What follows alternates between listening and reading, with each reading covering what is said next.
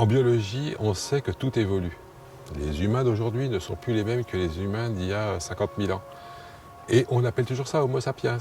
C'est ce qu'on appelle, ce qu'on nomme en biologie, c'est une lignée, c'est jamais un état du moment. Donc évidemment que ces tomates ou ces haricots ne sont plus exactement les mêmes que ceux qui existaient au moment où on a fabriqué ces variétés. Et ils ne peuvent pas l'être, et ce n'est pas le but qu'ils le soient.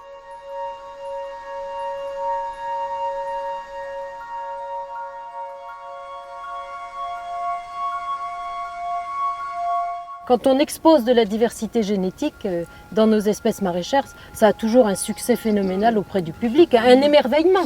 Les gens s'émerveillent, comment ça existe, mais j'avais jamais vu.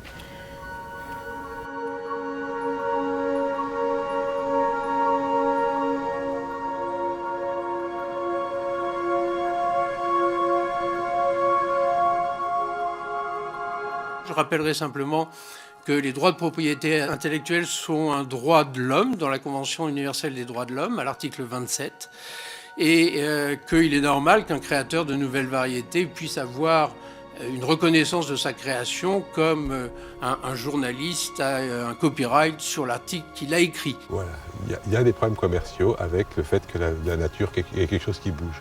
La question, c'est est-ce que du coup il faut tuer la nature pour faire plaisir au commerce, ou est-ce qu'il faut changer la façon dont le commerce fonctionne de façon à ce que la nature puisse avoir un fonctionnement harmonieux et durable dans le cadre de nos productions agricoles? Eh bien, je vous laisse répondre à la question.